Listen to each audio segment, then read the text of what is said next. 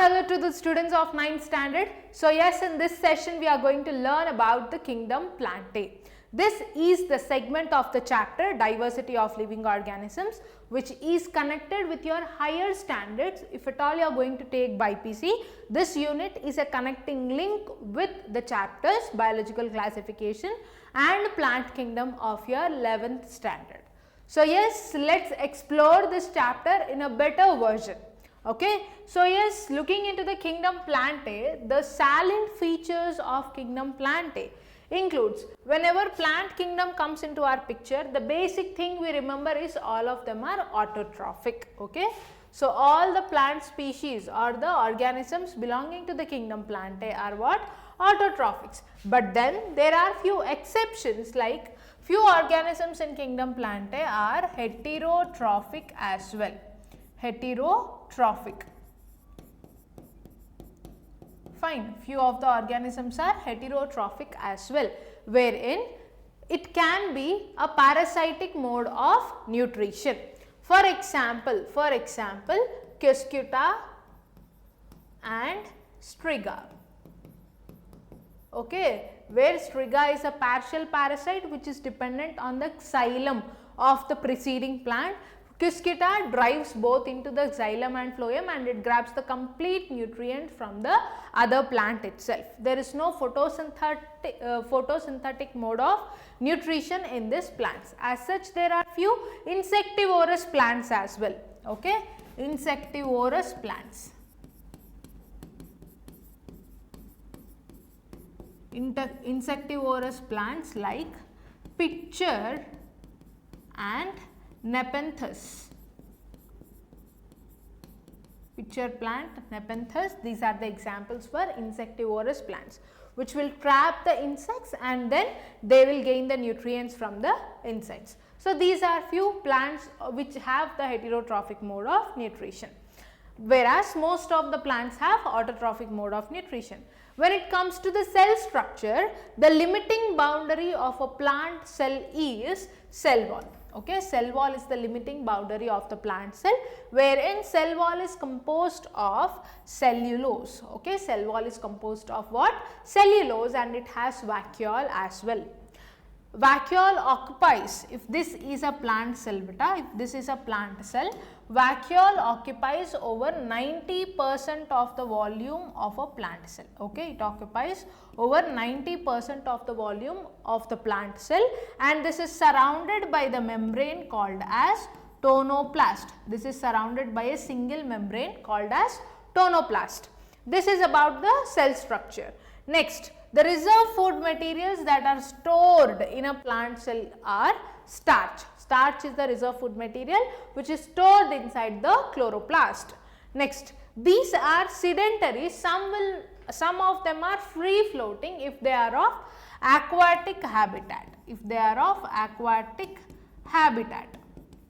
Few of them are free floating as well, and plants are mostly they are sedentary, they cannot move, right? Next, they show indeterminate growth or infinite growth. Okay, indeterminate growth or indefinite growth, which means they are continuously growing. That is because of the meristematic tissues that are present in the plant. Okay, that is because of what beta? Because of what tissues? Meristematic tissues. Meristematic tissues. And next, these are primary producers of food in the biosphere. Okay, what are the primary producers of the food in a food chain? Those are plants itself. So these are some salient features to describe the plant. Now let us look into the divisions of the plant. Like, how can we classify plants into? What will be the criteria for classifying a plant kingdom? Okay, so primarily we can classify the plant kingdom based on differentiation of the plant body into distinct components. Okay, like few organisms, they just have thallus, but then they have autotrophic mode of nutrition, whereas few plants are differentiated into root, stem and leaves, whereas few more plants will have root like rhizoids, leaf like colloids, and leaf like phylloids and stem like colloids. Okay. So, they are differentiated into what? Based on the plant body differentiation. Few are undifferentiated, which belongs to Thallophyta. Okay, this belongs to what? Thallophyta, where the plant body just has thallus. Fine. And there is some more differentiation into Embryophyta. Embryophyta, wherein plant body is not differentiated into root, stem and leaf, but then they have root like rhizoids, stem like colloids and leaf like phylloids. Fine. And few are what? Seed bearing plants or spermatophytes. Spermatophyta, which has seeds beta. Okay, they have seeds. They include gymnosperms and angiosperms. So, under Thallophyta, where the plant body is not differentiated into any root, stem, leaf, they just has some thallus, includes only algae. Okay, they include only algae. Under Embryophyta, where they do not have root, stem and leaf, they have liverworts, mosses, hornworts. They are placed under what? Bryophyta and Pteridophyta. Bryophyta and Pteridophyta. Pteridophyta. And next, Spermatophyta, which are the plant body is differentiated into root, stem and leaf, and then Spermatophyta includes gymnosperms and angiosperms. Gymnosperms and angiosperms. Fine. So, this is the proper differentiation beta. Algae under Thallophyta, under Embryophyta, Bryo, Pterido, Gymno, Angio also will come, but they specifically come under Spermatophyta as they are seed bearing plants. Clear? Next, presence or absence of vascular tissues. Based on the presence and absence of vascular tissues, they can be classified into algae. Bryo comes under one class. Okay, algae and Bryophyta comes under one group. Okay, they can be grouped at one place because they do not have vascular tissues. They are non-vascular cryptogams and thallophytes. Okay, those which bear vascular tissues includes, they come under second group, Pteridophyta, gymnosperms and angiosperms. Fine beta. Next, ability to bear seeds or not. Based on the ability to bear seeds or not, they are classified into two types, spermatophytes and non-spermatophytes. Non-spermatophytes include algae, bryophytes and pteridophytes. Spermatophytes include gymnosperms and angiosperms. Clear? Next, seeds enclosed within the fruits. Okay, seeds enclosed within the fruits, they come under angiosperms. Seeds which are not enclosed, gymnosperms. Next, ability to produce flowers. Based on the ability to produce flowers, they can be classified into cryptogams and phanerogams. Cryptogams include algae, bryo and pteridophytes. Phanerogams include gymnosperms and angiosperms. I hope this is clear. Once again I will repeat you beta because this is very important. Look into it. First, differentiation of plant body into distinct components. One is Thallophyta, the one which has just thalloid body, algae comes under that. Embryophyta includes bryo and pteridophytes. Next, Spermatophyta includes gymnosperms and angiosperms, which has a root system, shoot system and leaf system. Next, presence or absence of vascular tissues. Based on that, non-vascular plants include algae and bryophytes, vascular includes pteridophytes and gymnosperms.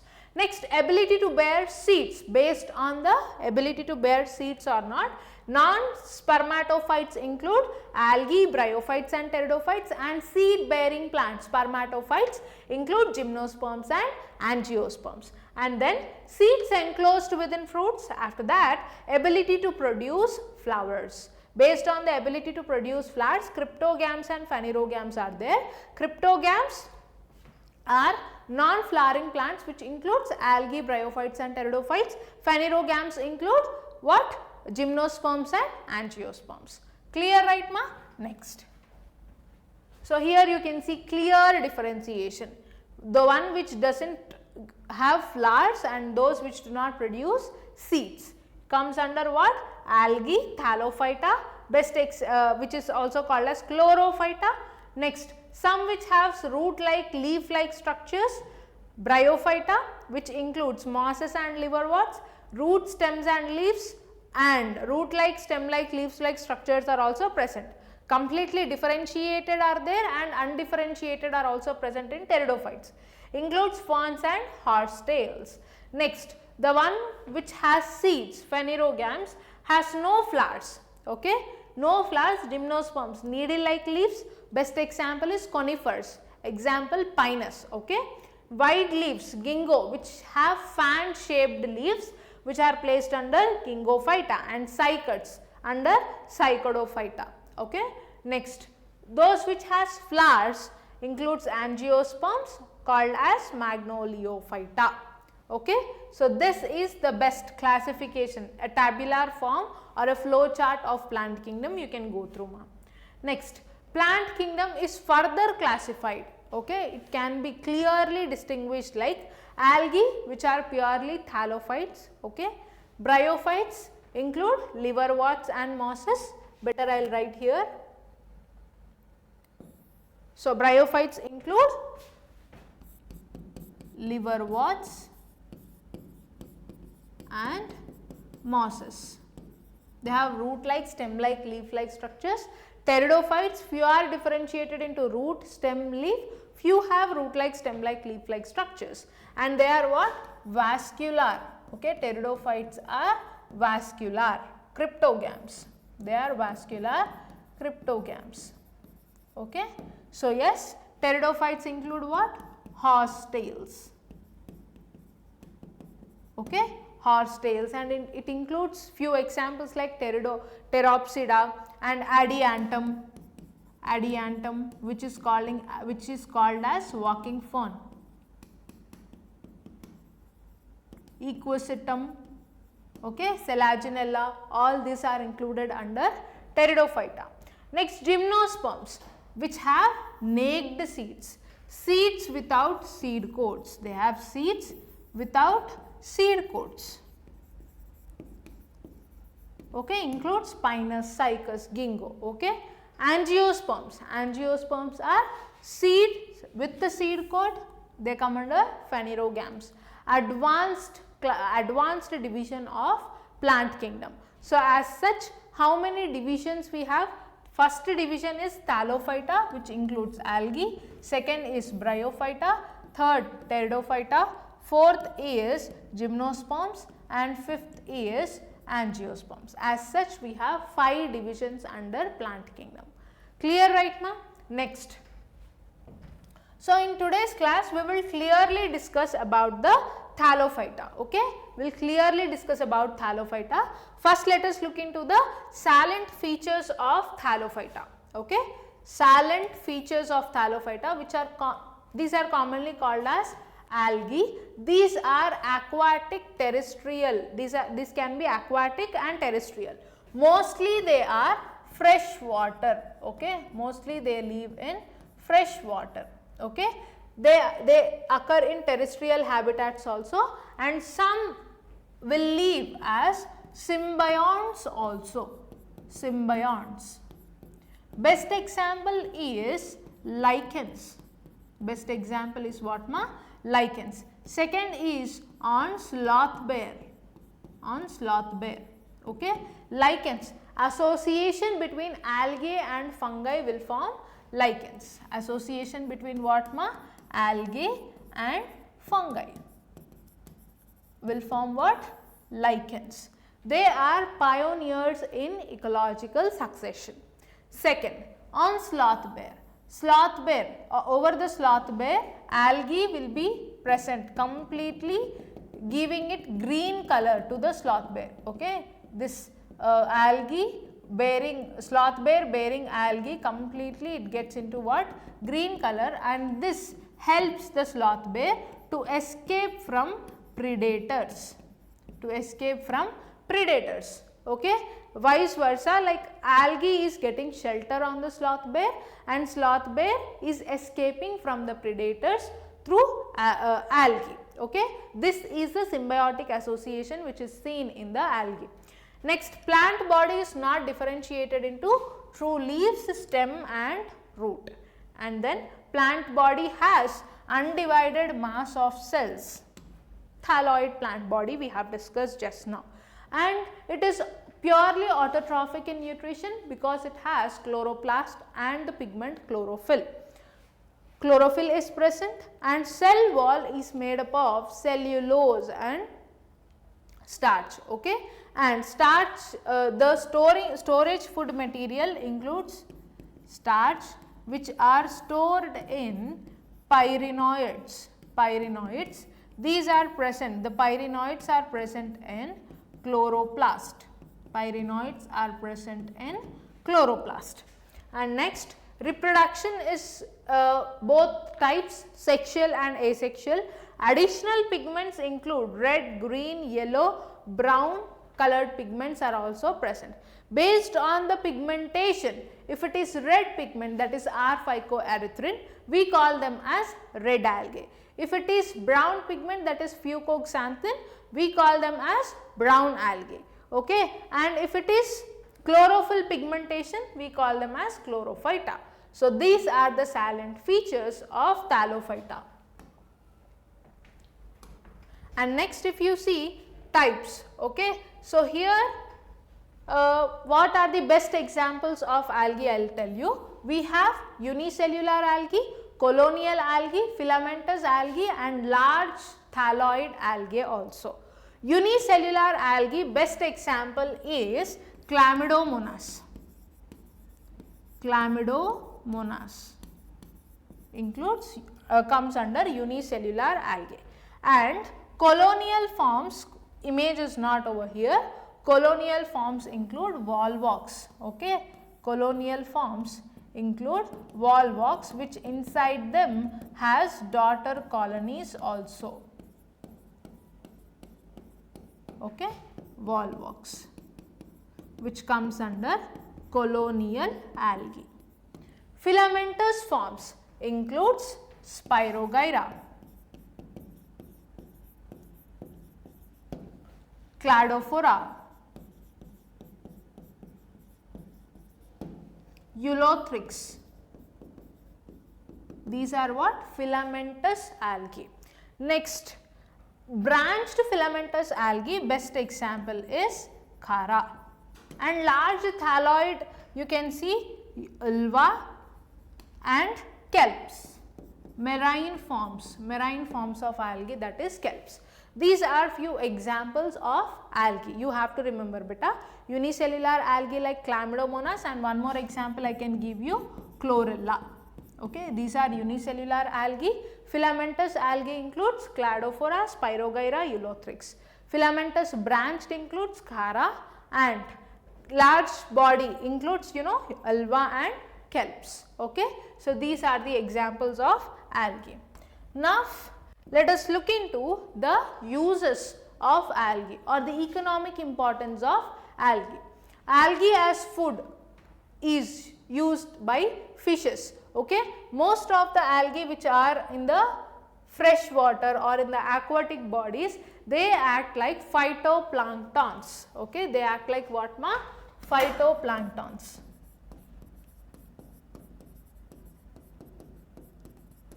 Okay, they are taken up by fishes. Aquatic animals like mammals include in humans. Okay, all of them will consume algae. Okay, and algae is used as food. Few algae used as food by space travelers like spirulina, and chlorella. Food used by space travelers.